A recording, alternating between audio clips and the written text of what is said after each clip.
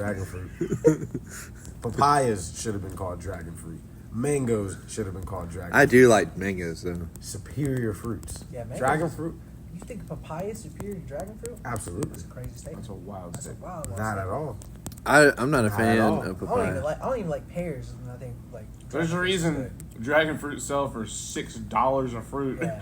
and papayas they give them away at fucking Halloween. somebody- they give as somebody who papayas runs a- away to everyone. Dude, As no somebody one who wants. runs a smoothie shop, we throw away papaya every week.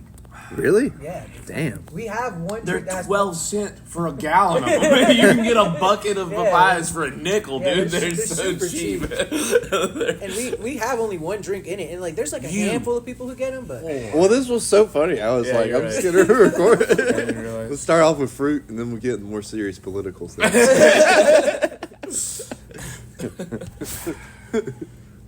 These banana farms are out of control. we just go fucking in. I was terrified as a kid that, like, because I kept hearing these stories about how people would find tarantulas in, like, their banana shipments. So I was like, damn, what if I get a banana and there's, like, a tarantula just hiding somewhere on it, you know? I was really wondering where you were going with that when you started. Like I was scared as a kid, and we're talking about fruit.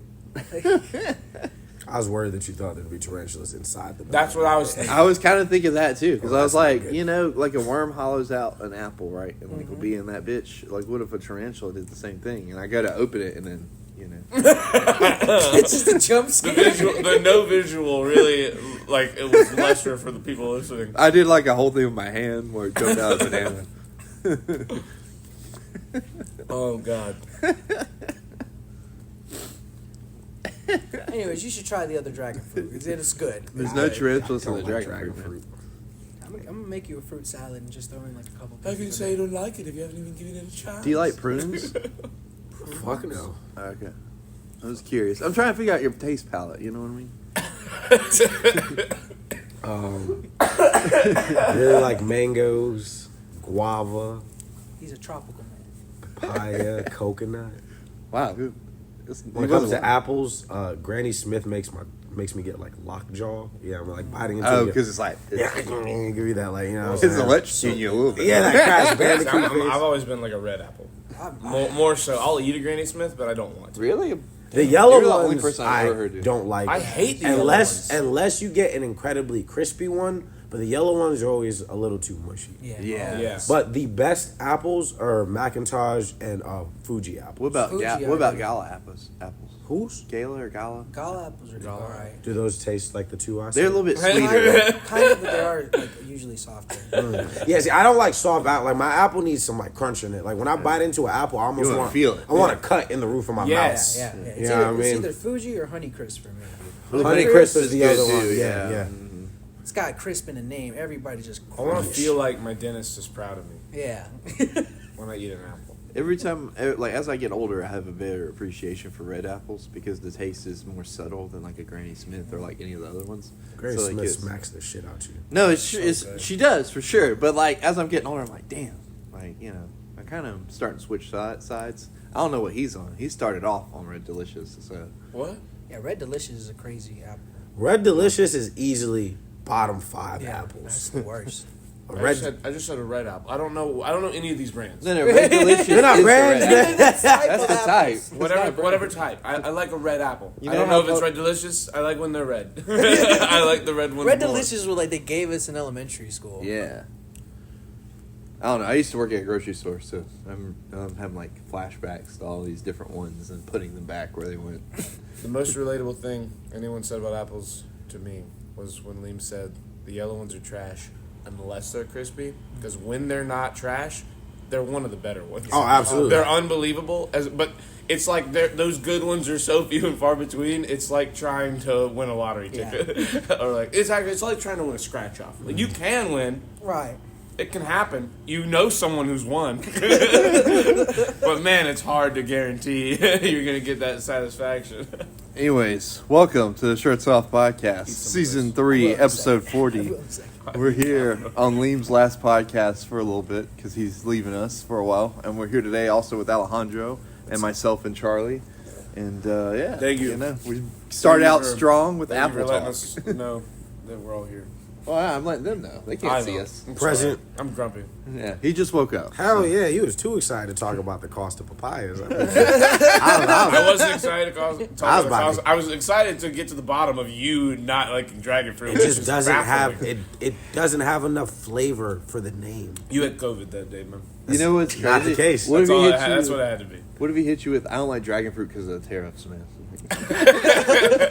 The cost. Of Yeah, it's nah, bro. crazy. He's like, nah, man. Those things are $6 a piece. I don't like those things. That's what upset me because I was like, wow, I'm spending like fucking rotisserie chicken money on a singular fruit. A grapefruit. Nah, I think exceptionally delicious fruit. I don't think so. I don't like grapefruit. Grapefruit's delicious. I don't. It's to me, it's too I only like- sweet. Yes. Oh my god! great. It tastes like I stomach don't like acid. grapefruit by itself. I like it needs to be grapefruit and something. Grapefruit with something. Grapefruit is like, I have a thing for stuff that's relatively nasty, but the undertone is delicious, like black coffee. Black Like a coffee. really good black coffee. Yeah. It's that same part of kiwi. my brain that fucks with grapefruit. Kiwi's Because it's like, this is like I love a kiwi. fucked up orange. So we- you know what I What's mean? your favorite black coffee? Like just straight black coffee? Like as a brand or like... No, just in general. Like what's like? I can't hold you. Jokes aside, the shit that Chris makes. Okay. This is pretty good. I found out yeah. I've been sleeping on Chick-fil-A coffee apparently. Like just straight black Chick-fil-A coffee. It's incredible. I was blown away. We had it for work for a meeting like a couple weeks ago, and I just was like, I don't drink sugared coffee anymore unless like it's on like a Saturday, like on the weekend or something. Okay, I was about to say you have a s'mores latte next to you right I now. do, yeah. This is Nutella, actually. Okay.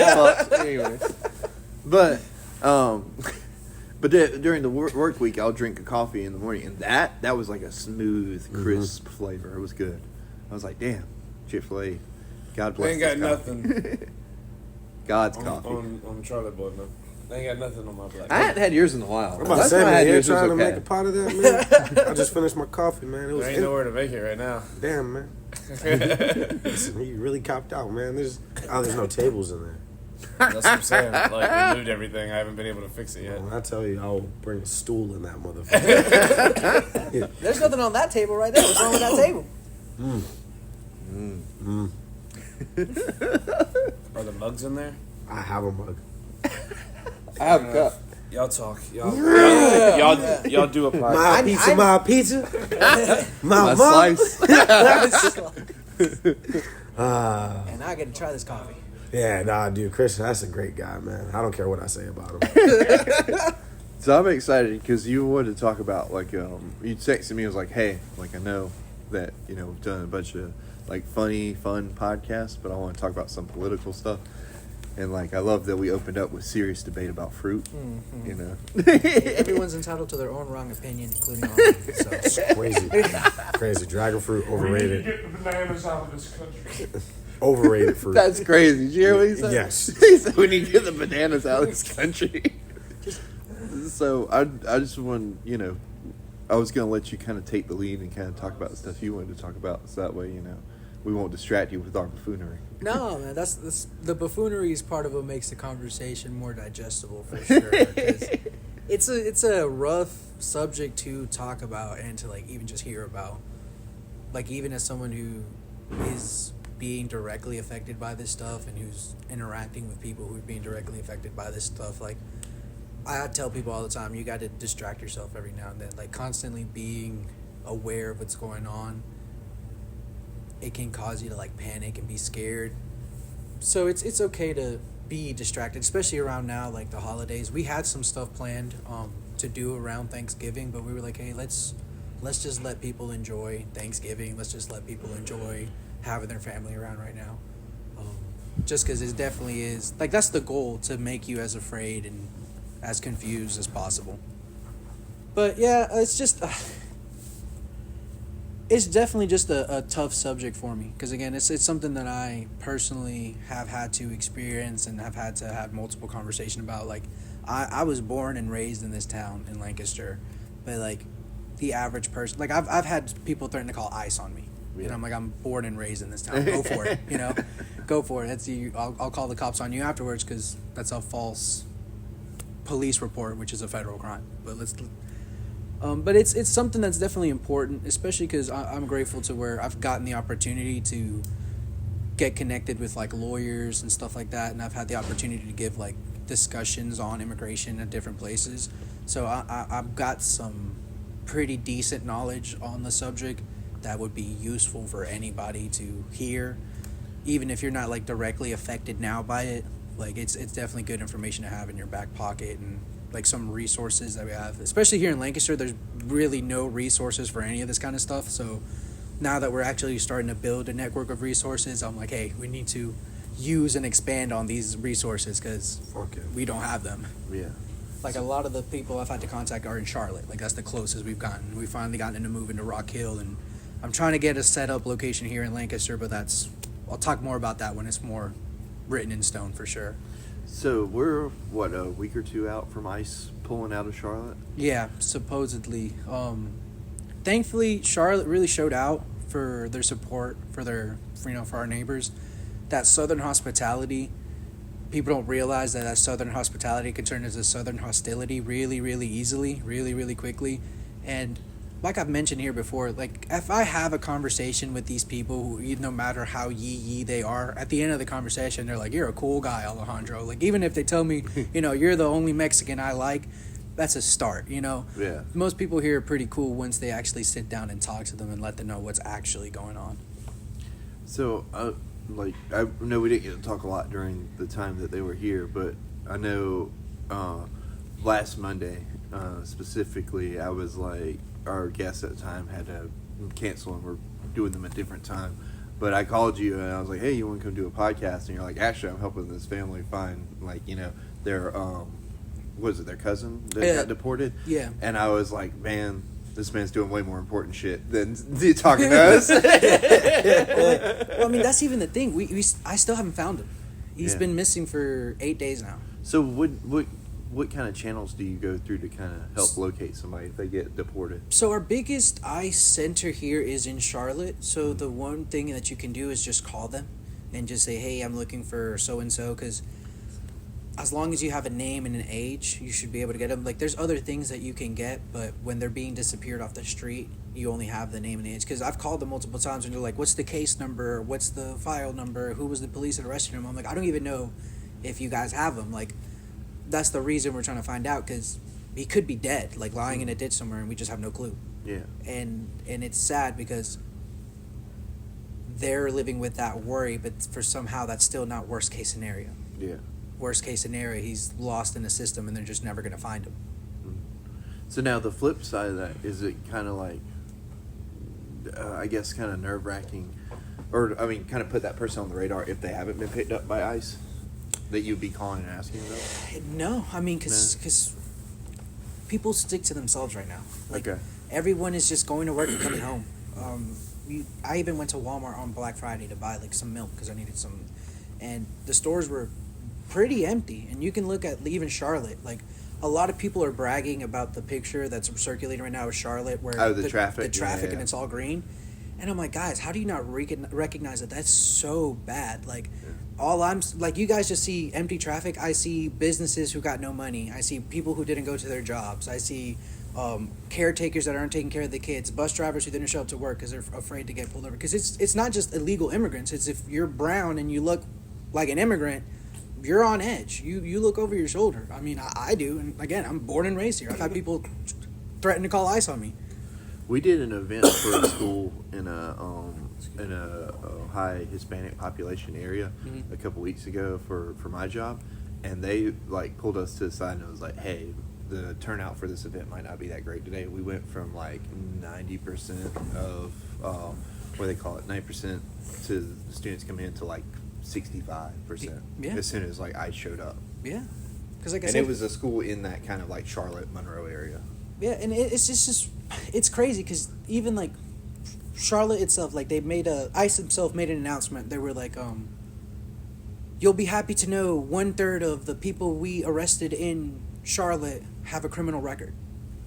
And that's just such a crazy way to phrase it, because all you're hearing is that the majority of the people they're deporting are criminals and this stuff, and your own words were 1/3 of them are criminals. That means the majority, 2/3, are just innocent people, just people who go to work. The guy I'm looking for, he went missing because Sunday night he sat with his family. They sat there and they had a conversation. Say, look, we got a kid we got to make the decision right now. Do I go to work and risk getting deported, risk losing everything, or do I stay home, lose my job, and we lose everything this way? So it's a damned if you do, damned if you don't. So he decided to go to work because he called his boss, and his boss said, if you don't show up to work, you'll be fired. And he got arrested before even making it to work. He's a landscaper in Charlotte. He got detained. Well, we're assuming he got detained, and he's in the process, because I've called ICE, and they've told me they're weeks behind in their system. Off of who all they got in Charlotte? Yeah, off the raids. They're just behind in the system. So who knows when we'll be able to find them. And I'm not a lawyer. I don't have any kind of like official credentials that can get me indoors. I have connections with people, but because I don't have those official credentials, I can't do more. And this family, they're already like relying on this one income they no longer have, so now they can't afford to get a lawyer. So we reached out to these nonprofits who are like, hey, we'll help pay for a lawyer, but they're also weeks backed up. So and again, there's no resources here in Lancaster, so priority is the guy who lives a block down from the resource center and the people who are around the area. So it's going to take a long time for things to get moving here in Lancaster. But thankfully here in Lancaster, we don't have ICE like doing raids, doing checkpoints or anything like that. Yeah. Lancaster actually signed a contract with ICE almost a year ago now. Lancaster County, Chester County, York County all signed contracts with them, and Lancaster County's contract is a warrant-based contract. So if they have warrants, they're just executing more and more warrants here. So if anybody has a criminal record, they can expedite that process and give them a deportation warrant, and that's what they're doing here in Lancaster. That's why we're seeing a little uptake in ICE here in Lancaster, but not like that. Not like them coming and just... Because I saw a video where they were like in an unmarked minivan, and they just pulled up and like jumped out and like grabbed people and pulled them in. I was like, whoa, that's They scary. are unmarked here. Yeah. They're unmarked here in Lancaster as well. Because that's the thing. Like, the vehicles that ICE uses right now have to be unmarked because they're just making a sweep. Like, they started it in New York, and they're just, like, making their way down. It's not like they get on a plane, fly to the next state, and then there's a fleet of cars waiting for them there. They just have to keep... Yeah. That's why, like, one of the things that you look out for right now for a disguised ICE vehicle is Illinois, Alabama, and Maryland license plate. Okay. Because those are, like, where they're coming from. That's where those vehicles are coming from. Yeah. Look out for those license plate. Look out for permanent tags, because, you know, if you're part of the police enforcement, you get permanent tags. You don't have to pay taxes on them always. There's always going to be a light strip at the front and at the rear of the car that's noticeable, and there's always going to be a divider of some sort, whether it be a clear one or actual metal bars. Those are, like, some of the key things you got to look out for when you're looking for, like, undercover stuff. So yeah, I've never even like thought about what ICE would drive. I guess in my head I was just thinking, you know, it's kind of like police. They've got, you know, their own thing that they would bring. But if it's, you know, I mean, I guess they are bringing like the undercover like vans and stuff. But it's just one of those things like they've never been like a big like until now have been like super huge in presence. Yeah. So like them having kind of like this not I don't want like well I guess like. Not unlimited power, but a bigger amount of power than the way they've had in the past to just go around and do shit. It's wild. It's not even just so much about the power, it's about the budget. So, because of Donald Trump passing the budgets that he does, ICE is actually, I think it's the 5th largest military in the world. It just budget alone. They've become the 5th largest military in the world. That's not grouping them with police. It's just the Department of ICE themselves. Yeah, ICE themselves. They're the 5th largest military in the world right now. And again, it comes down to, like, that's the part that I've been having conversations with these Trump supporters recently, because the statistics show that the majority of Americans do not approve of what ICE is doing right now. And anywhere you go, they just do not approve of it. And it makes sense, because it took America about 100 years to add $1 trillion in total in debt. Donald Trump added another $1 trillion of dollars of debt in 9 months. And partially of that is from the increase they did for ICE. And it just doesn't make sense, because I'll have these conversations with the people. I'm like, the border's closed now. There's barely any border crossings going on right now. ICE is, again, one of the largest militaries in the world, and they're out here doing their thing. People are getting deported by the thousands. What has improved? Gas prices are going up.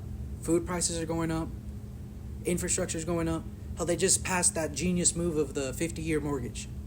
Yeah, that was. Did they end up passing that? I don't know if it's actually passed. Delegate. I think it's being floated, but I'm saying these are being presented as solutions to problems. Yeah. And people are believing it. Well, it's just like anytime you go online now, if you're buying like that mug right there, I'm pointing to Leem's mug, you can do a payment plan.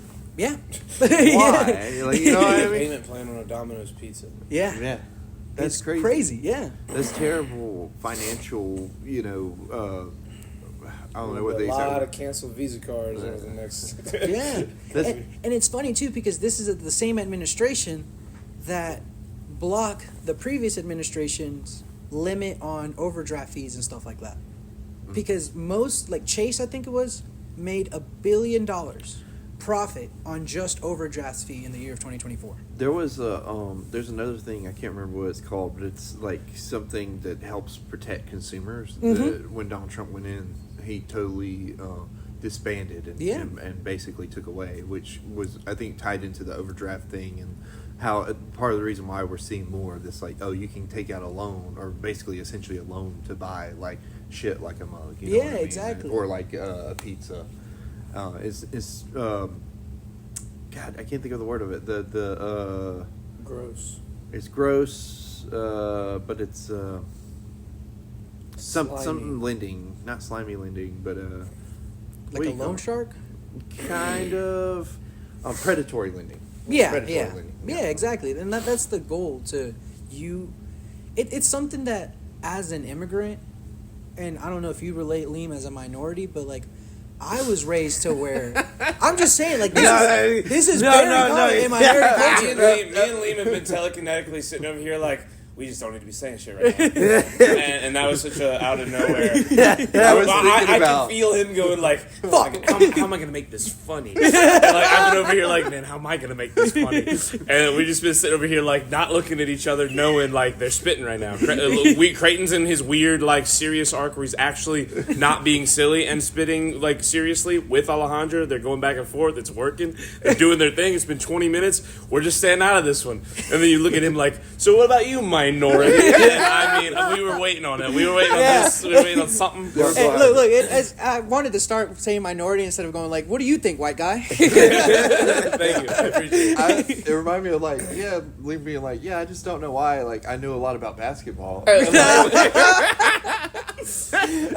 all of us looked at each other, and we were like, but he meant it so sincerely. this was good. Though. This was a solid 45 seconds of humor. Now, Sorry. back to the regular As like, as part of the immigrant community and minority community, I feel like a lot of us were raised with the idea of never getting into debt.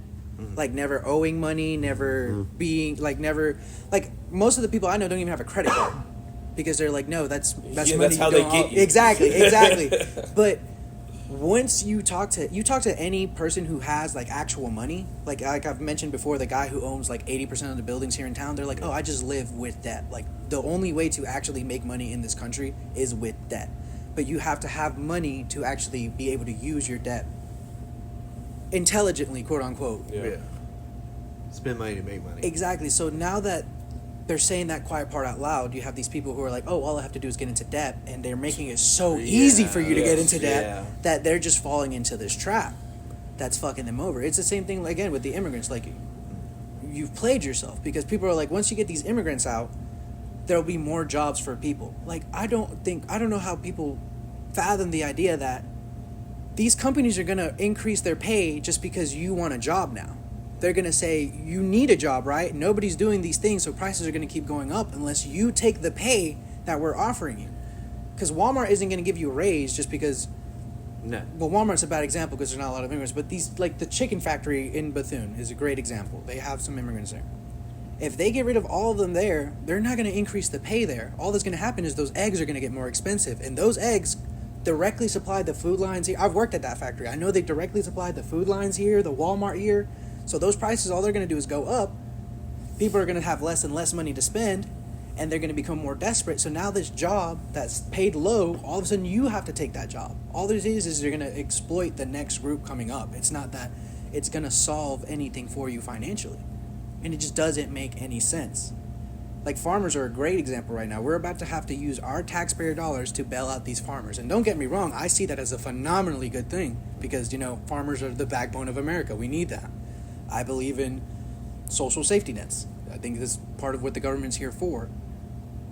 But the fact that they voted and supported the person that's causing them to have us come in and support them with their tax dollars is where the infuriating part comes in. Because these same people who are suffering this time suffered under Trump's first term, and they still voted for him overwhelmingly. I think a lot of that, though, ties into, who the opposite was, you know what I mean? Because it felt very, when Biden dropped out and she came in, it felt very she was unelected to be where she was. And I think a lot of that turned a lot of people off. There's people that I know that have been left their whole life that were like, yeah, I don't like that, so I'm just not going to vote in this election. I was going to say, similarly, as a white from South Carolina, the first go-around of Trump, there were a lot of people that were like, fuck yeah, Trump. This go-around, it was more so, we had him once, and it can't be her.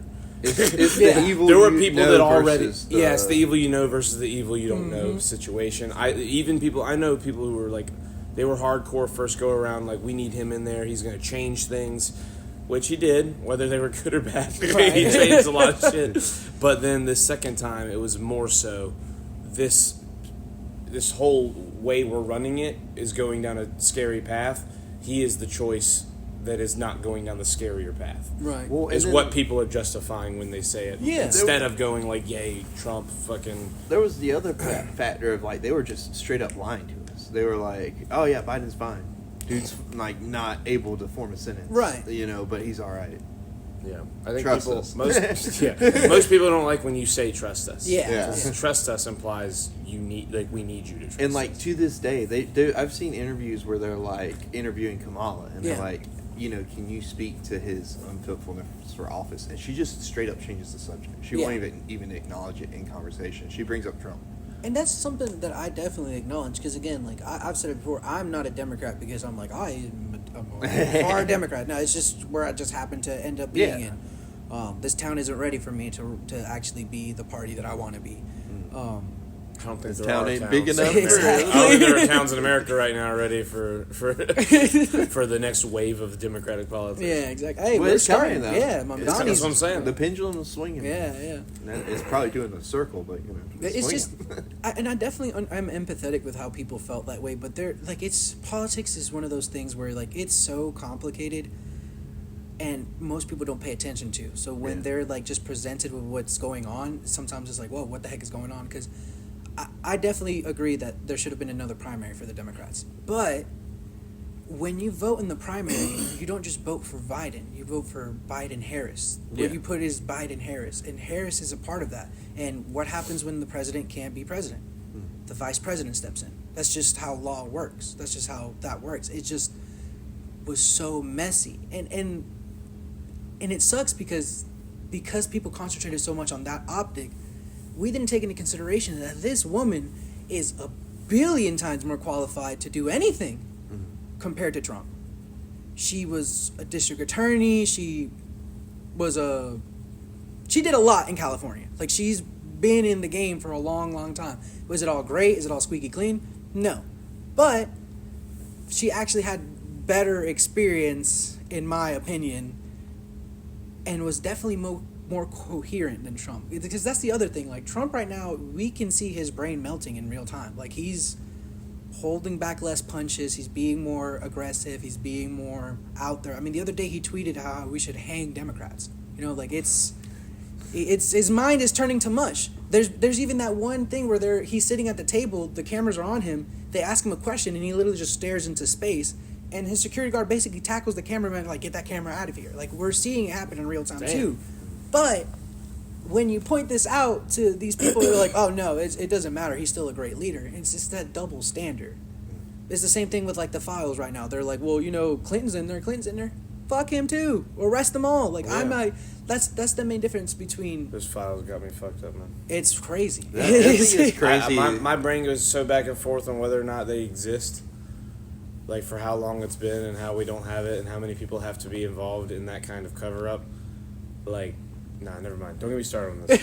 My conspiracy brain's about to go nuts. I think it's crazy. I just woke up, I got coffee, it's about to go nuts. It's about to get crazy in here. I think it's crazy that they were like, oh yeah, he's in there sucking Bill Clinton's dick, and he was me like, we're releasing the files tomorrow. Like, we gotta. It's time we made this public. Yeah, I'm not gay. Never been gay. I don't even know what it is to be gay. They just had to say that he was in there being gay, and then He's like, tell them all, I don't care who's He on went it. from they don't exist to be like, we're releasing them tomorrow. And then did it. Yeah, And then that's did, true. and then then did. did. I don't think he has any say in them being released.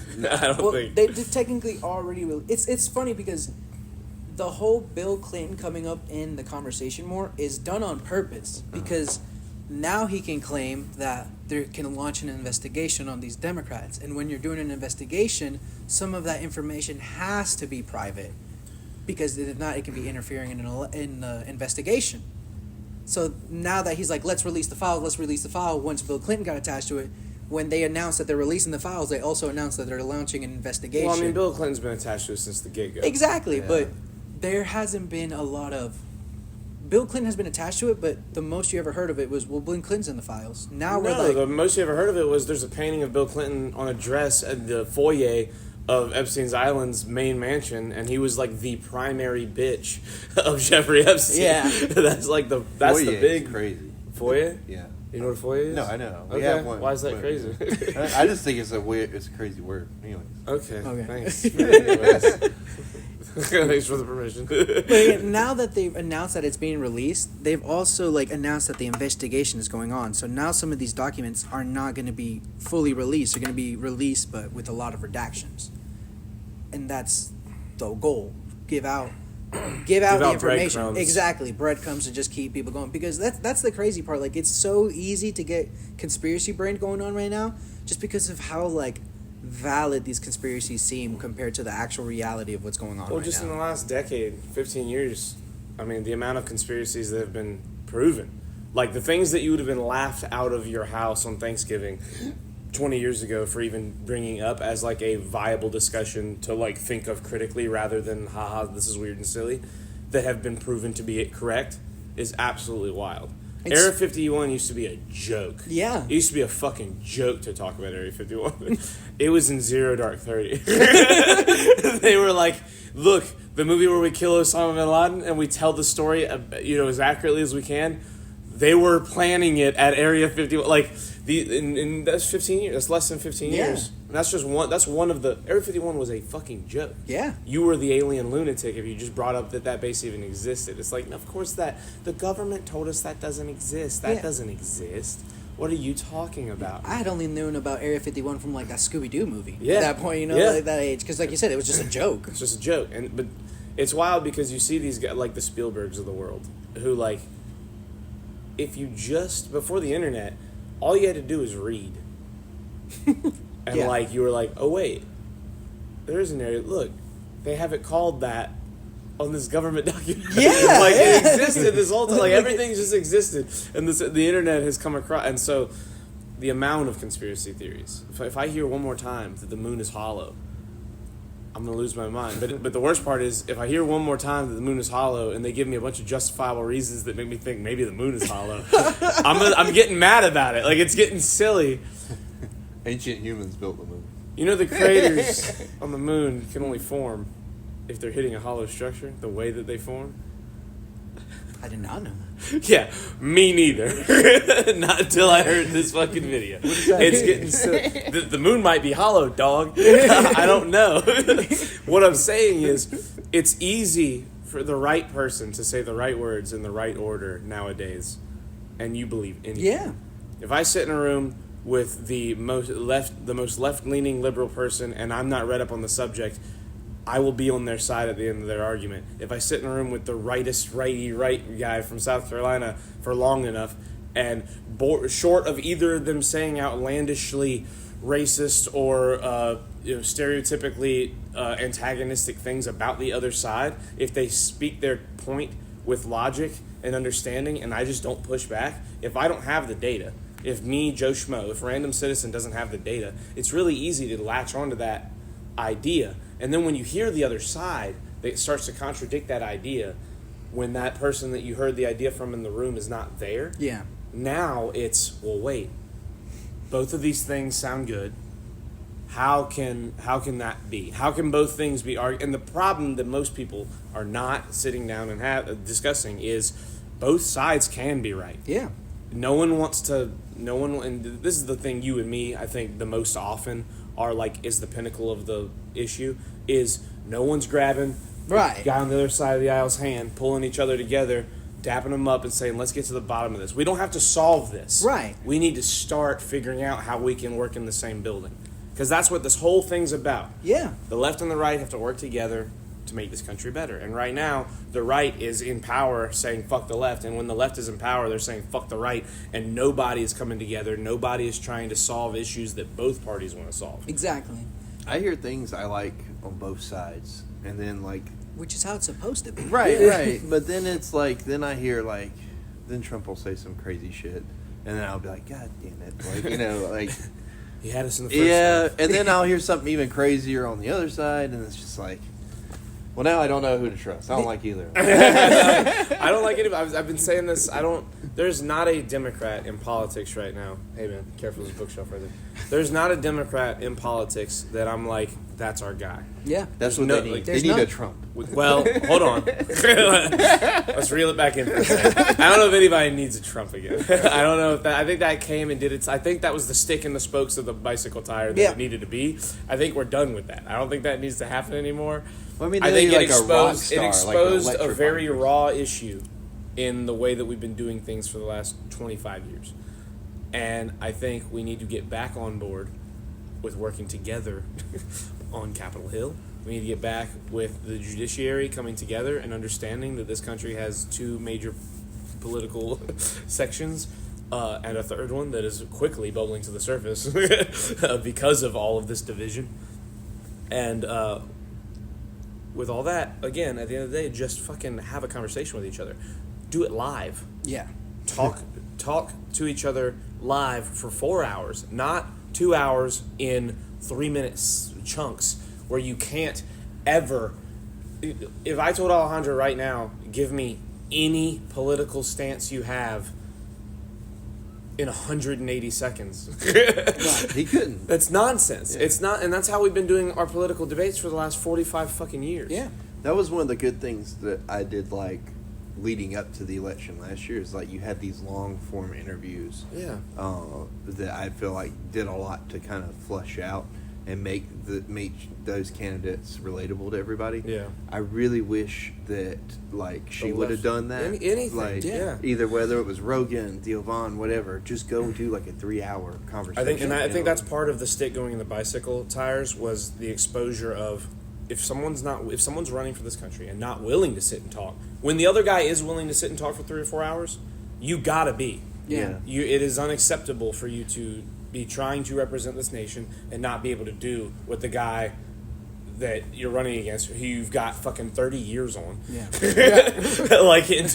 terms of, like, he has the knowledge, wisdom-wise, old man, sure, but you also have 30 years in terms of, like, you're not cognitively dying. Right. like he is.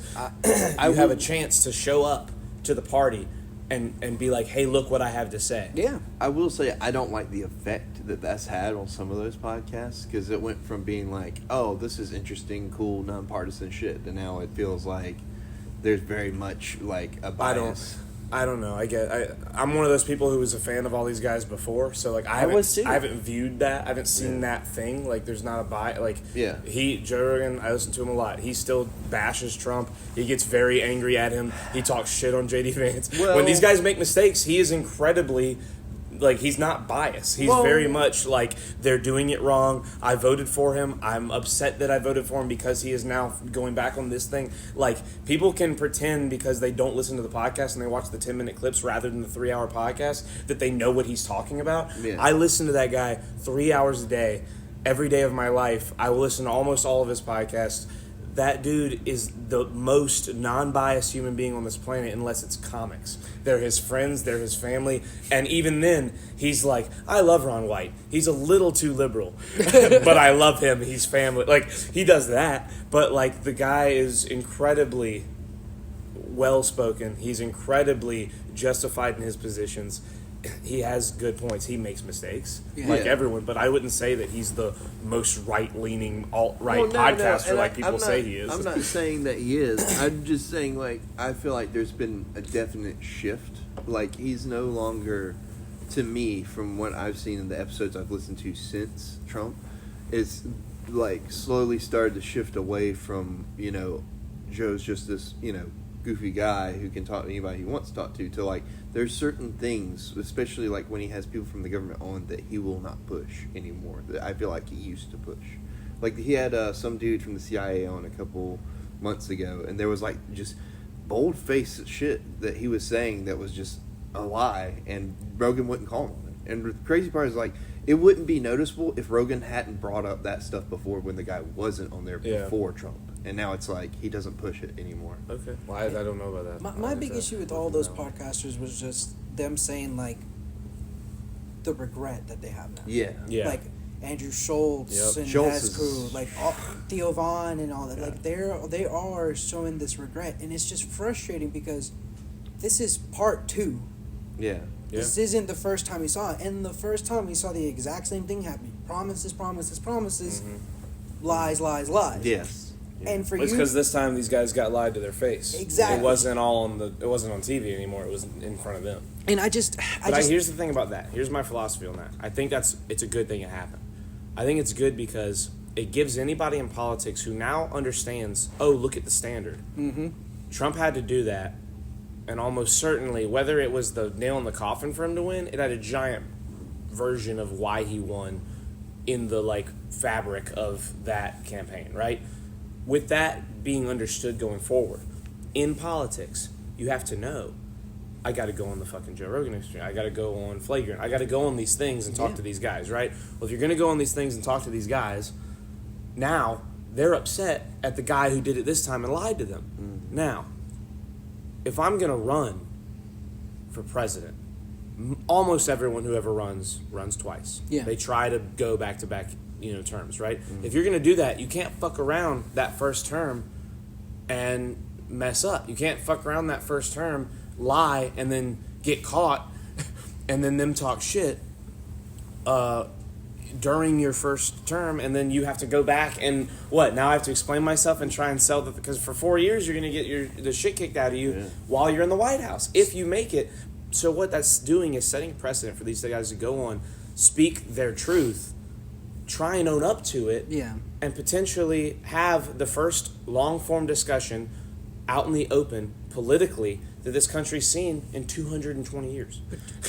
Like, you know what I'm saying? Like, Abraham Lincoln used to go town to... Now, granted, the population was different, but these motherfuckers went town to town. Yeah. And 8-hour speeches. 8 hours. I'd speak for 8 hours. Aleem would speak for 8 hours. Mm-hmm. The next day, we'd get up, and then Aleem would start and be like, here's how I retort what he said yesterday. And I would go, here's what I retort from his thing yesterday. And then they would shake hands. They would shake hands, and at the end of the fucking campaign, whoever was winning would go, hey, man, we disagreed about a lot of stuff. I need you to be my vice president. Yeah. We can work together still. That was the fucking thing you did. Maybe we should bring that back. That would be interesting. That would be great. If they could stop talking so much fucking shit about each other and making us think they hate each other, sure. Because I want to know the guys up there can work together. Yeah. I don't want to think that there's fucking headbutting going on behind closed doors like there always is. I do have a question I want to get back to, but I mean, that's the thing though. Trump was the one who started this. Because you can look at the Obama debates. How many times Romney himself was like, the fact that you guys are acting for this man's birth certificate is ridiculous. Yeah, he said that on the debate stage. The one lady that was like, he's a great American. You guys are belittling him. Exactly. No, but the one guy, the lady was like, he's an Arabic terrorist or some wild shit. And he was like, no, that's just incorrect. Exactly, and just move on. And that's what I mean. And it's not until Trump came on the scene where he was like, you're right, you're a great American. And it's just like he brought this on, so like people because I've heard this complaint from a lot of people that like politics has just become this like hate drama, fest. Exactly, just hateful drama. WWE. Exactly, and it's this man who you are supporting who brought this in, who made this the norm. I think he brought it to the surface. I think it's been 100% for sure. We went 40 years where there was a class of politics being run. I mean, we went 78 to 25 is what. 48. We went 48 years where every single ticket for the president for 48 years had a Clinton, a Bush, or a Biden on it. Yeah. That shows me that there is a class that is trying to stay in power, not a Democrat, not a party, Exactly. a group, a Yeah. family.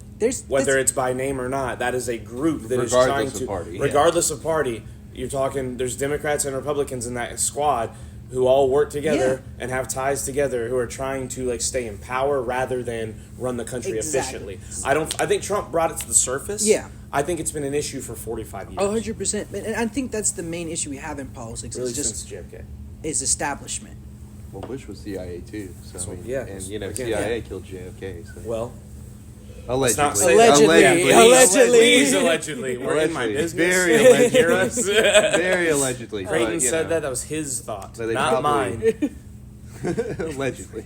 But yeah, that's definitely the issue that I think is the biggest problem in politics is establishment. We're getting to the age right now where we're starting to have people in our life die. It's just that older generation is starting to die off. And the issue that I feel like is in politics is that these old people are still in power and they refuse to die. They refuse to step out of power. So they're just trying to figure out more and more ways to keep a hold of that Oh power. yeah, division's the best way to keep power because then it's Exactly. like you want me because I'm not that guy. That's why I'm excited for this next wave. You had Pelosi announce her retirement, McConnell announce his retirement. These people are finally stepping away. So it's just like how the left doesn't really have somebody who can step up. The right does not have many people who are like, hey, we can step up. I mean, you have a lot of infighting going on right now in the Republican Party, which is why I'm having a good time actually interacting and working with Republicans now, not just Democrats, because it goes even back to the Epstein files. The issue is accountability. Both Democrats and Republicans right now are capable of doing that. When this whole Trump file stuff came out, a lot of people turned on MAGA. A lot of people turned on MAGA. So the issue why. right now is just MAGA itself, and that's what I tell people. That's what a cult is. That's why it's pretty much a cult. If you cannot find a way to hold somebody accountable, if you're just going to constantly move that goalpost and make excuses for them, you're not actually holding anyone accountable, which is what we're supposed to do with our representatives. I want us to have term limits for Congress. Hey, we should have term limits for everything. That's Genuinely. for everything, but also specifically Congress. Yeah. It's crazy that Yeah. these guys are living like kings and just don't even have people really run against them. Yeah, You know? Marjorie Taylor Greene just announced she's stepping away. She's moving out, Yeah. and a lot of people are like, "I'm so confused. What kind of political move is this? She's going to run for Congress. She's going to run for this." And I'm like, "No, she played the game. She's done. She got into the position, and her net worth was like $100,000. She's leaving right now. Her net worth is like $5 million And in that's 2 actually- years. I was gonna say that's one of the lesser ones. Exactly. She's like, they're not gonna get me. Exactly. Look at Nancy Pelosi. Exactly. look at 500 millionaire Nancy. She makes 180 grand a year. Yeah. How are we explaining this? to Exactly. everybody? That's great. She's like, they're not gonna come after my Yeah. 5 That's million. no Exactly. insider trading. And it's just one of those things where if you genuinely pay attention, you can see what's going on. Remind me of that in a second. The insider trading thing? Yeah, in a minute. The question I was going to ask you earlier, though, is do you feel like these podcasts are going to give them the opportunity to do this again? Just because of the backlash they're getting, the level of betrayal they felt. Do you feel like the next election they're going to be like, please come on the podcast? I think that whether or not it is literally Joe Rogan or Andrew Schultz, yes, I do think they will. The span of podcasts that had them on might grow, it might shrink, I don't know. I think what it showed is there is an obvious hunger for a long-form debate setup rather than the 4 of us are running and 4 of our friends are running and 4 people we don't know are running. All fucking 12 of us are going to get on stage together and they're going to ask us who our favorite musician from the 80s is. A BuzzFeed quiz. A BuzzFeed quiz. They're going Yeah, to ask us right. a fucking BuzzFeed quiz and we're going to answer, and that's going to be what the American people use to decide whether or not we're going to 9/11 was bad. It's like, I didn't like 9/11. Oh, whoa! Good job, dog. That's our man, right? We fuck with this guy. That's what it's been. Obviously, there's stuff that is actually serious they're asking. They're giving you 5 minutes to ask it. Yeah. Or answer it, instead of 3 hours. Tulsi Gabbard had a lot of really great things to say about our foreign policy. And went and had a long-form discussion about it 4 times. nobody who voted for Trump only for Tulsi Gabbard gave a fuck about any of his policies because they're annoyed with how we've been treating foreign policy for the last 20 years. Right. And so they wanted Tulsi Gabbard in. I bet you there are plus 10 million people that voted for Donald Trump this last election that wanted Tulsi Gabbard in office more than they wanted Donald Trump in office. Because of everybody in fucking American politics, no one has 8 hours recorded talking about their policy other than Tulsi fucking Gabbard. Right. This woman has hours and hours and hours discussing foreign policy and what she plans on implementing, and she was running for president. She smacked Kamala Harris at the debates. She destroyed everybody she talked against, and they reprimanded her by giving her, instead of 25 minutes of talking points, down to 4 minutes of talking points. She went from the fucking Democratic second, third place nominee to like 11th because they just stopped asking her questions. Right. They didn't put her on screen anymore. If you put these motherfuckers on screen and they can make their point, everyone realizes, oh, it's a fucking game. Yeah. You know, Yeah. fucking the Kamalas of the world and the Bidens. No, yes, but who was the guy that she had as her vice for a second? Tim Walz. Tim Walz. Yeah. The Tim Walzes of the world, they can't keep up. If you give them 2 hours to make their points, and then you clap back on their points and break their points down, their points are nonsense. Yeah. And Tulsi, along with many other ones that we're not hearing because it's not fun for the people in power to let the correct points win, the correct ideas. Right. You know, the better ideas. This whole nation is us having ideas and talking about it, having a communication. There needs to be a back and forth. When you halt that and you cut off the amount of time you can give. If I asked Leem, you know, who's the most influential rap artist from 95 to 2000, you've got 3 minutes. You can't tell me. You can give me the answer that you think, but you can't explain yourself. You know what I mean? And then all it's going to take is you saying an answer and then me going, okay, Creighton, for 30 minutes, explain why he's wrong. Oh, I could do it. Well, sure. No, first of all, you couldn't. But if you get the person that is against the other statement and you give them half an hour to explain why the one answer statement is wrong, people are going to agree with that because there's words behind it that they didn't get the other side of. Right. And so when you give Tim Walz 25 minutes to make a point and you give Tulsi Gabbard 3, it's a rigged game. Yeah. It doesn't matter how good her point is if she can't tell the American people. And so we have 8, 12, whatever it is, hours over the last 5 years of Tulsi Gabbard going on JRE every 5 months and talking for 3 hours about what's going on in this country from her perspective as a Democrat in Hawaii. Right. like we had a woman of color Democrat running for president, and from the aspect of the liberal side of the politics of the Democratic Party, you had this incredible candidate who was like on top of checking the boxes politically, actually came to the game with shit to say and real policy to implement. But no, it goes against the status quo. So we can't let this happen. And that's one example. The point of all of it, not to take sides, it's starting to lean very heavily, I just love Tulsi Gabbard. And I apologize. What I mean by all of this, outside of my opinions on individuals, is that if you give people the time, my answer is yes to you. My answer is yes, that I think that this will be the turning point going forward, that when it comes to these elections, no one's going to go on fucking Fox or CNN or MSNBC and do these 12-person panels, because if you go on a podcast that's getting fucking 15 million downloads, as opposed to a 12-person debate where you get 5 minutes to talk to 180,000 viewers, or 2 million viewers, it's nothing compared to you being able to actually get your point across. Right. Now, what I hope happens is that the breaking points of the world, that the Jimmy Dores of the world, that these political correspondents, these political journalists that are going out and doing their own work rather than being fucking bottlenecked by the White House and by these other agencies that are stopping CNN and Fox and MSNBC from actually reporting the news like they used to. Yeah.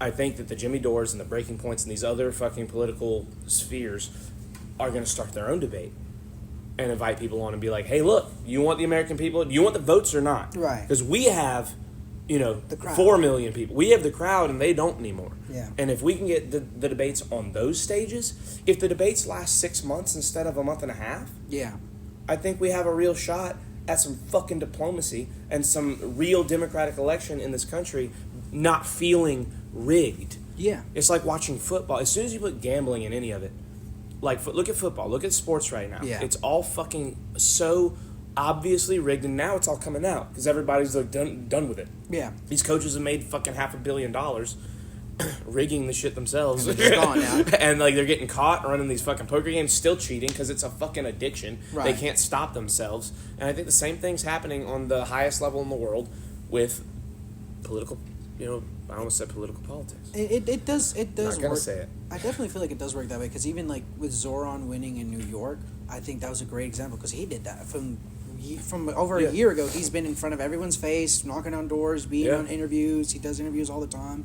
I'm excited about him. I don't necessarily love that guy, not for any reason other than like I'm worried about implementing rules like that so abrasively, but that's kind of hypocritical to think that when thinking the same things I thought about Trump. Right. Like I didn't ever like him. I wanted the rapid change to happen. Yeah. And for us to learn from it. Zoran has me excited in that way because New York has been a fire hole for like 8 years, regardless of the president. Yeah, exactly. Like that's a city that city is like the microcosm of the whole American idea in that we just like that the Abraham Lincoln thing. I can't remember who he was running against when they did those speeches, but back then when you had that 8 hours talking and then 8 hours talking, that was when it was like 20,000 votes got you the presidency in the country because that's how many people voted. And, like you could go like small town to small town and do that. Now there's so many people that it's harder to do that, and there's not a worse situation than like LA and New York. There's a reason you see in these giant population areas like there's too many people. Yeah, there's too many people to govern efficiently, perfectly. No one's ever gonna do it. But a live stream, robots might one day.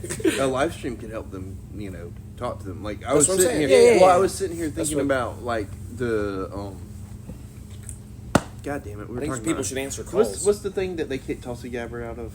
Essentially, primaries. The primaries. So I was thinking about the primaries, and I was like, all right, instead of doing the primaries as like a small debate speech like that happens like in the evening, make it an all day thing, and just instead of having all these commentators come on and be like, oh, they're playing blah blah blah in the lobby or whatever, and we're getting ready to watch Tulsi Gabbard come on. Like, just live stream them talking, doing all their talking points, make it a whole day thing, and stretch it out, you know what I mean? As opposed to, like, each individual, segment that they break it up as. Yeah, no, it should be a long, like, there shouldn't be a time limit on it. Yeah. It Make it like a couple weeks long thing. Yes, it shouldn't be all 12 people in a room talking. It should be round robin style. Yeah.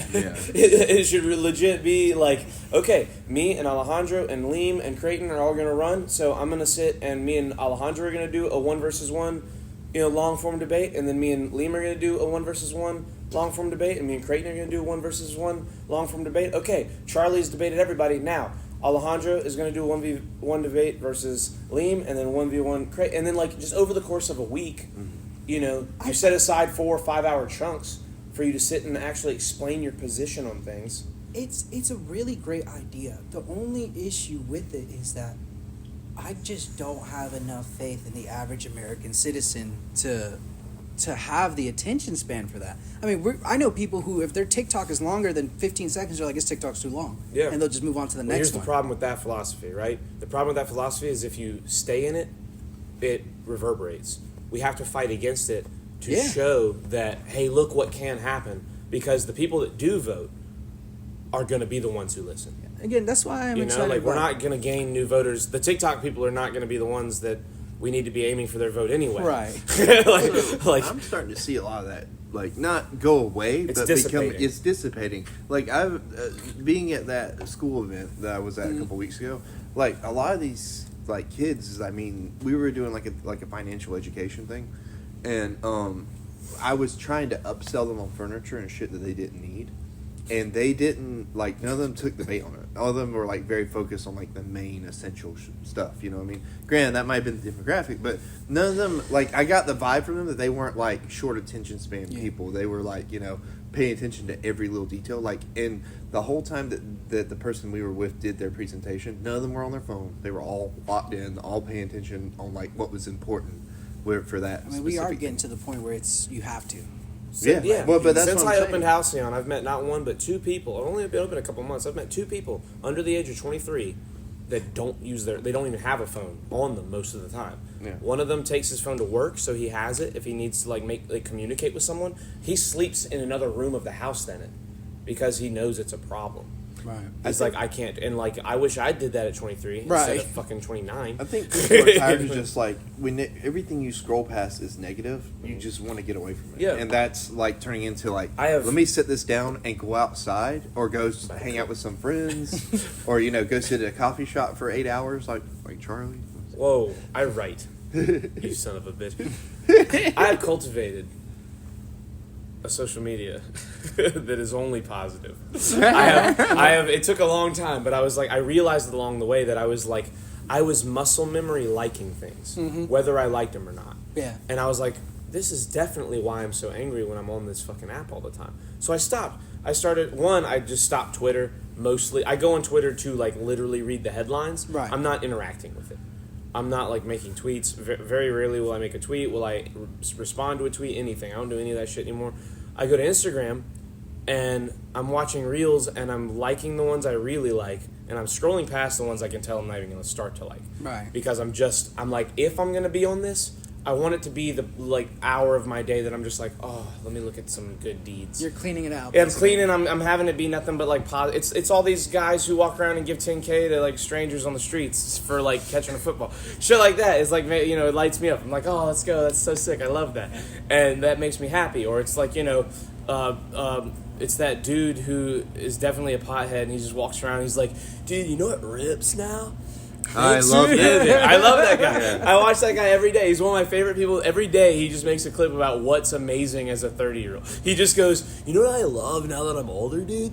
Sipping on tea. Sipping on tea's the shit, dog. I love I just love those silly... We're not talking about it. Oh, I like the one where he does the sunset. He's like, yes. juice, a tasty little sunset. A tasty little glow over the horizon, dude. So anyway, yes, I love that guy. And it's just all positive, happy vibes. Right.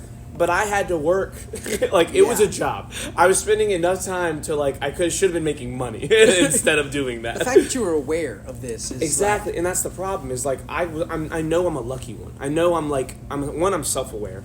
I'm a curious person. I'm very I'm looking at everything I do and other people do, and looking at it from the lens of whoa, they're doing that. Right. People don't think about the fact that they're doing what they're doing.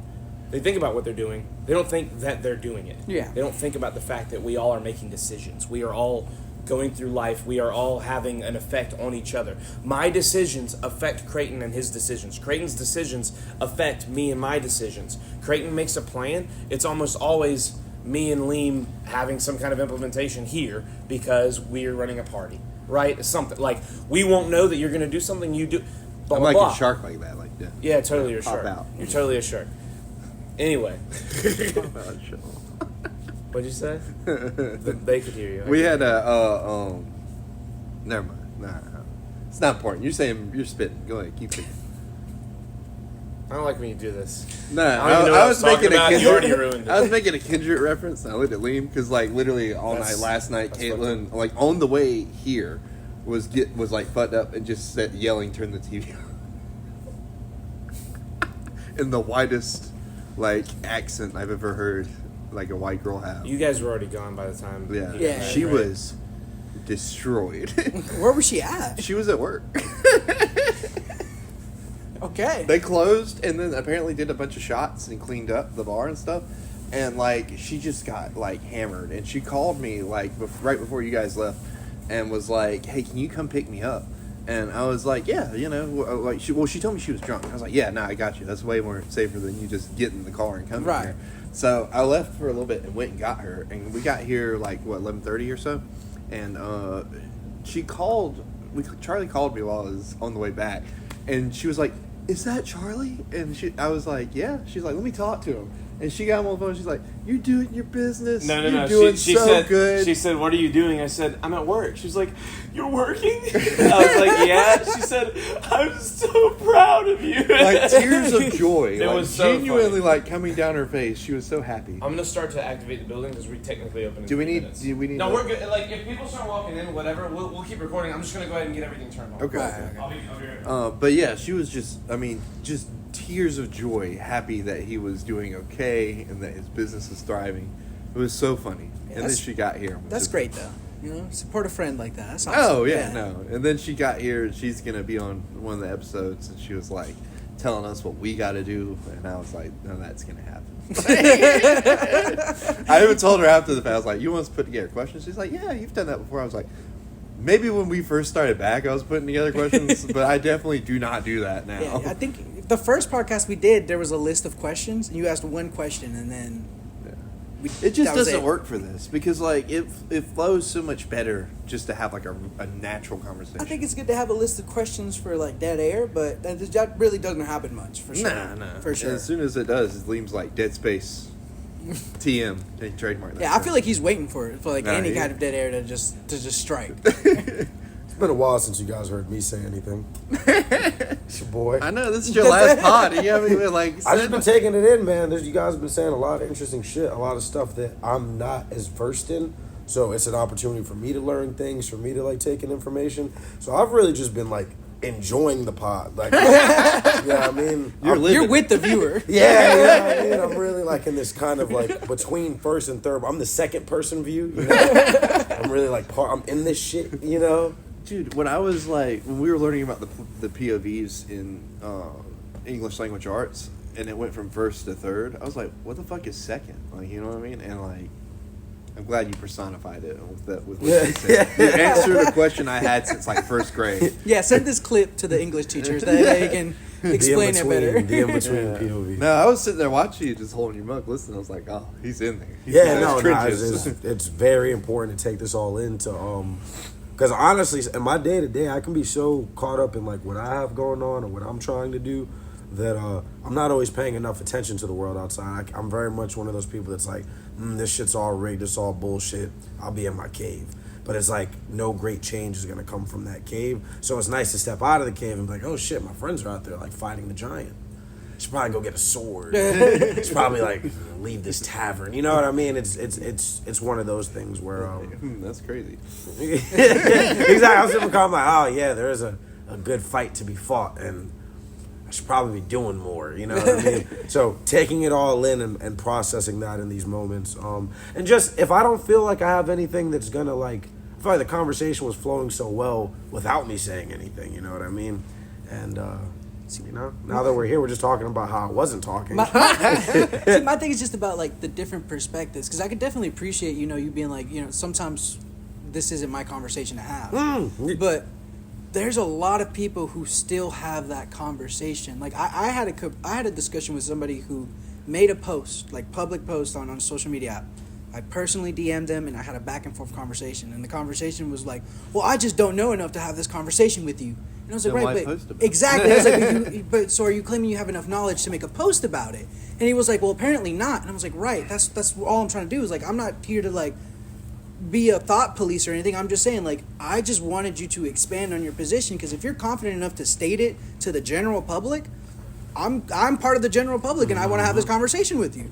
So it's definitely, it's nice to hear when people are like, that's the reason I stayed quiet. Oh yeah, yeah. But it's also nice that you have that part of you where like, but I think it's starting to get to that point where I gotta say something. Oh yeah, Just because yeah. I mean we've been able to accomplish some cool things. Because again, like a while ago we had that law passed in Chester, but recently we actually, I say we, like, and again I can say we because I did some of the campaigning for it. Like I sent emails out all the time to kill an abortion ban that was going to be passed in South Carolina. It would have been the most aggressive abortion ban in the country, to the point where, like, if you had a miscarriage, there was a possibility of the doctor in the hospital who needs to remove the fetus from you could go to jail. Like, strict. It's dead now.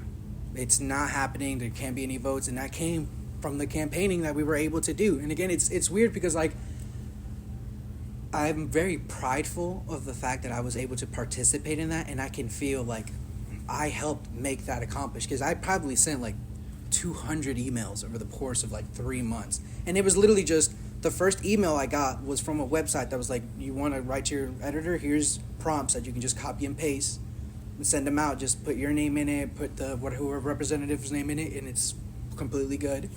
I copied and pasted there, and then I just kept copying and pasting that same email and sent it over 200 times. Did my email personally make them make that decision? Probably not. But there's a high chance that they probably saw my email. At least a couple of them. 200 in like 3 months. That's a lot of fucking emails. And everyone's capable of that. Like, any person is capable of genuinely making some kind of minimal change.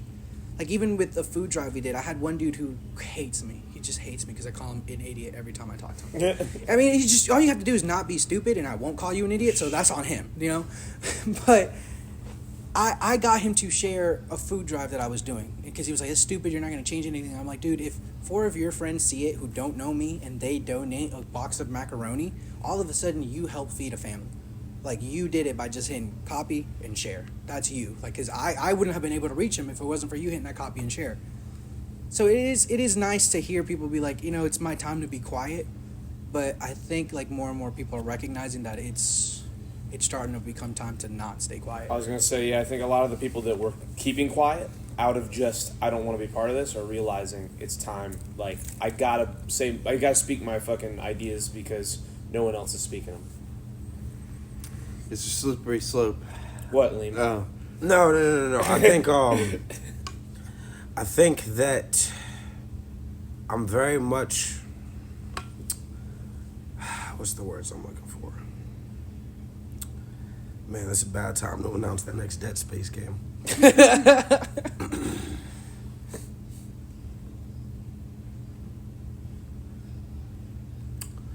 Yeah, nah, man, nah, I don't got it.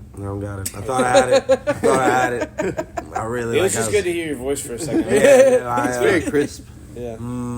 It's nice, and I can tell that coffee's nice and warm, and it's giving you, you know what I mean? It's getting you nice. I mean, that's a and cool ready to cup. That's a cool cup. How many cups do you see where the lid flips over like that instead of just slide? I'm very confident holding that cup. Yeah. I'm not spilling the cup. It actually matches his outfit too, like Yeah, perfect. You are dripping it. Yeah, it is. You just. Like, imagine matching your cup. And he smells good. Like, he always smells good. No, he got in the truck earlier, and like I asked him about it the other day, and he apparently is some like locally made cologne or whatever, and like he got in the truck today. And I was like, God, I'm outdone. Like, dude, Atlas shook your hand yesterday and was like, Leem smells good. I'm glad. I try my best. I tell you what scared me, what scared me real bad, like seeing all the ice stuff, because like all I kept thinking about seeing the ice raids like on TV and stuff was thinking about like the secret police in Germany, or was it the Gestapo in Russia? Yes. No, not Gestapo. Because Gestapo's in Germany, I was gonna say Nazi Germany. Yeah, I thought Gestapo was specifically Nazi. I was like, I don't think it's Russia. Yeah. But what's the one Stalin had like secret police too? The Like anytime you hear like secret, that sounds right. What the what? He said Giuseppe's. That's definitely not, but we'll go with it. anytime the like Giuseppe's that were in Italy. anytime there's like a police force that's separate from regular police doing like stuff for the government, I'm always like, nah. The Mecklenburg Police Department said that they are not cooperating with ICE. They were like, we did not invite them here, we did not welcome them here, we're not working with them. Yeah. So yeah, it's definitely. And that's the slippery slope. And like some people that I know were like, well, if they don't have anything to hide, then they don't have anything to worry about. And I was like, I mean, that's cool and all till they decide that you're the one that's here illegally. Yeah. You know what I mean? I mean, dude, one of the scariest instances I've had in Lancaster with police happened with you, and I don't even know if you remember this. Probably. It was in high school. Me, you, and Atlas were riding in the car. Atlas was in the driver's seat, and I was in the back seat, and we got pulled over for some reason. And 2 cops came out of the car and went on both sides of the car. And I already knew what the fuck was going to happen as the only brown person in the car with 2 pretty white people. I literally just sat there and looked forward the whole time, just He's looking forward. holding us hostage. And the second, they leaned down, a flashlight, barely shone in my face, and then all of a sudden, both flashlights were on me. Yeah. And they were both asking me questions. They're like, where are you guys going at? I was like, I don't know. And Creighton was just like, here's my license, by the way. Here's my registration, by the way. Yeah. And they didn't give a fuck about that. They They're like, where are you was taking it this speeding? Hispanic? I don't know why you got pulled. I don't even think you got a ticket. You didn't? They saw a Listen, Mexican. knock They saw a on wood. Mexican and they pulled you over. Yeah, you were taking me home. Oh, yeah. Because that was when I was living on that side of town, and we got pulled right over there by American Legion, and That's what we were talking about earlier before the pod, because we were sitting out there in a parking lot and a cop rolled by and stopped hard behind us, and was like looking at us for a minute. And I was like, oh man, Leem's about to get arrested. That's crazy. That's a wild. Because he's gonna come in, and that cop's gonna be like, I found like this bag of cocaine or this bag of weed on your friend, and I'm like, damn. Leem, you carrying today, man? That's great. You can't say that. This is recorded.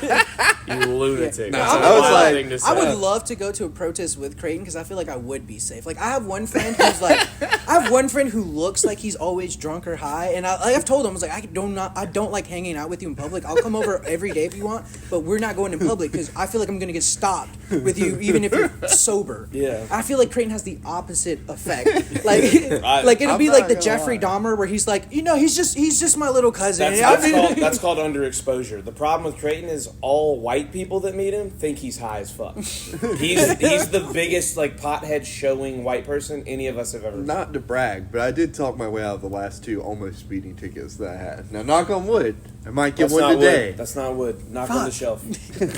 Knock on wood. I might get one today. But like the last 2, like I just started talking to this guy about grits and like oatmeal and like he came dressed as Michael Myers for Halloween, and somebody was like, dude, I thought you were just a farmer because he just looks like that's just. I feel safe with Creighton next to me. Not so much for like the protection he could provide, just for the status that he holds. Right. We can call it aura. We can call it aura, I guess. I just don't know if we should be letting white people call that aura. Listen, man, Liam, if you got arrested today, I would be out there protesting for you. I'd be like, let my man go. I love that right now people are like, I would take the fall, I'll take the blame. And he's like, I'd be like, I would say that was my cocaine while you're in there. Knowing it was planned. That's my cocaine. I appreciate you guys. That's actually been one of the coolest things I've had lately. Like a lot of these older white people, like we've had some of these like know your rights meeting where like I help explain what rights people have regardless of them being illegal or not. And whenever I announce that I'm having these events, some of these old white people will be like, I'll get my shotgun and I'll stand outside. And I'm like, well, this is Lancaster. We do not need you to be outside with the shotgun right now. They're like, you just let me know. I'll give people rides. I keep my machine gun underneath the driver's seat. Yeah. And I'm like, okay, I love the energy, love the passion, but... It is wild when you have somebody who, like, you can tell they want to do the right thing overall. Mm-hmm. It's just the words they use to explain that is kind of scary sometimes. Yeah. Or not even scary, but kind of, like, it's coming from a place of ignorance, but, like, good-hearted ignorance. Yeah. Because, like, I know a guy who... He specifically... Hold on, let me think of how I can say this where it's not obvious who he is. I know a guy who works in farming. Okay. Mm-hmm. And he's successful at it. Okay. Quite successul. Why he has successful? Huh? He's quite successful. And he's had in the past, because I've known him through poker games and shit. And he, at poker, people discuss everything, all walks of life. And one day we're discussing, it was during the middle of the election, so we're discussing shit going on in the election, and somebody brought up illegals and that we need them gone and blah, blah, blah. And he said, look, y'all can think what you want about these guys, but I know all you guys at this table, and he's a wealthy man, this guy. Right. And he's a country boy. I mean, he's a hard-working country dude. He says, I know a lot of y'all's 20, 30, 40 years older than me. Y'all work hard your whole life. Ain't none of y'all work harder than any of these motherfuckers.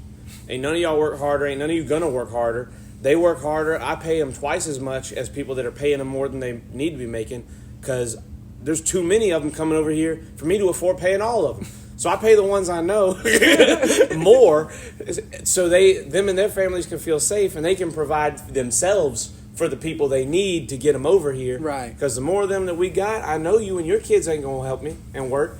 Like, you know what I mean? Like the way he words it, he's like, dude, he's right there. Yeah. He's right there. What am I can't remember what comedian made the joke, but he was like, you know how we know Mexicans are hardworking motherfuckers? There are pyramids in Mexico, and no one asking how they got there. No one's asked a single question. It's not even a mystery. It's Andrew Schultz. Yeah, Andrew Schultz. He has that joke, and then like during the filming of his special, it's one of those great, like Aziz Ansari had one. There's like amazing flukes where like an audience thing happens, and it's like, this has to be in the special. It's so good. He like front row. There was a Mexican lady and a Chinese dude sitting next to each other. He's like, "Are you guys a couple?" And they went, "Yeah." And he went, damn, y'all about to make the hardest working baby that's ever been in America. and like, bro, they went fucking nuts, bro. It was so good. There's not a single mystery surrounding the Aztec pyramids. No. Not a single one. No one's like, how'd that happen? Right, and meanwhile, the Egyptians are like, must be fucking aliens. Like, that's the only logical explanation. It's like, man, it could have been, but not extraterrestrial. Maybe they got the aliens from Mexico and brought them over. Like, that'd be my only... That's a more logical explanation. And yeah. It's the precision. I can't start talking about the pyramids. It's the precision. It's where they're placed. You know what I mean? It's a lot.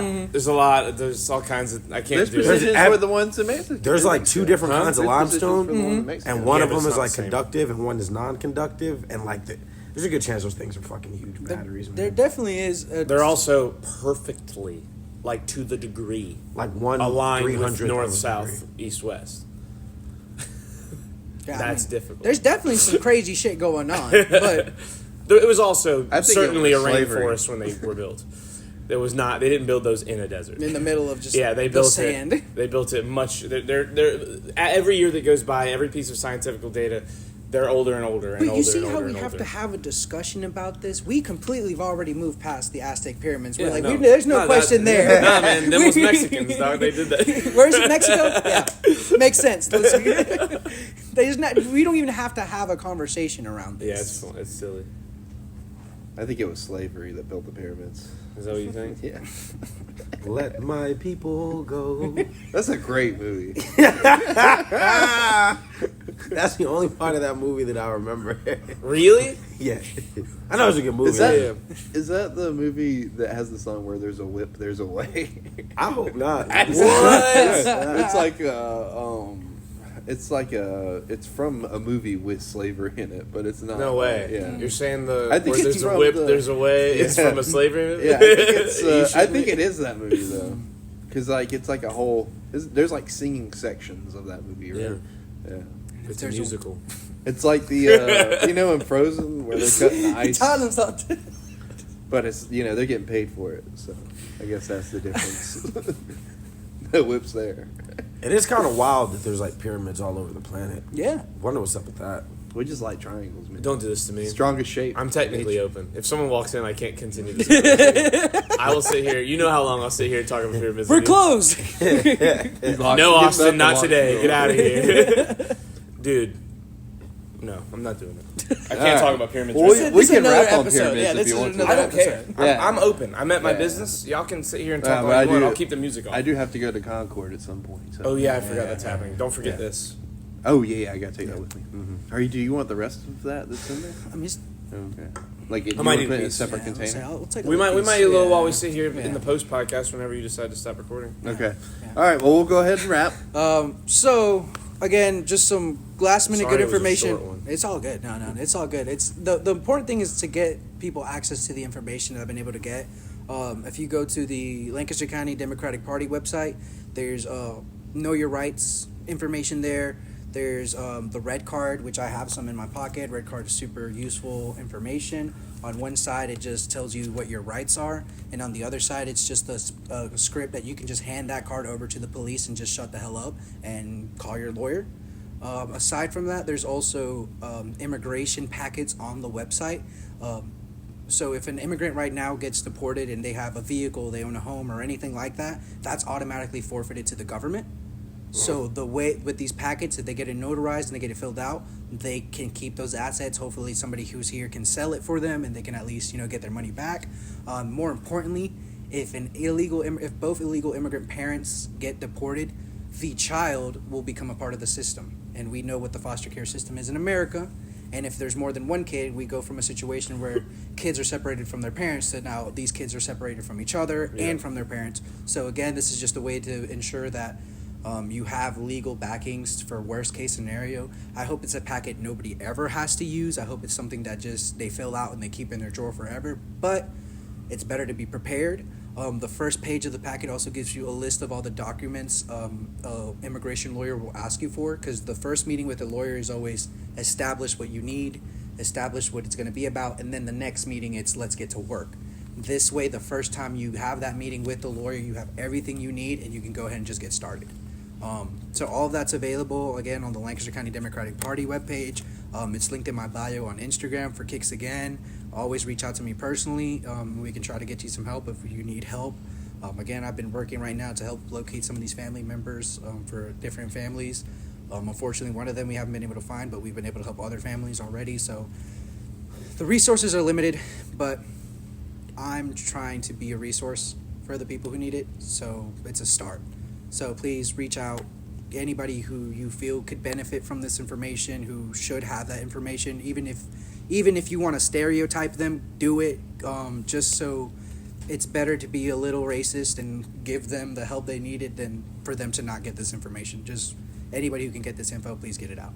Do you have those in Spanish? I do have them in Spanish. Okay, I was just curious. That was literally Yeah. my question. You can actually go online and type in the red card, and the first link that pops up is you can download these cards in English, Spanish, Arabic, Japanese, German, and like 27 different languages. It made me think of soccer as soon as you whipped it out. Like, here's the red card, you know what I mean? And that's kind of what it is. It's a literal flag on the play to be like, and then it's the most important message I give with people when I give this card is shut the fuck up. Like, just shut up. Yeah. Give them this card, shut up, and don't say anything else. That's the most important thing with these cards. So it is kind of like a red card. You just throw the flag on the plate and keep it moving.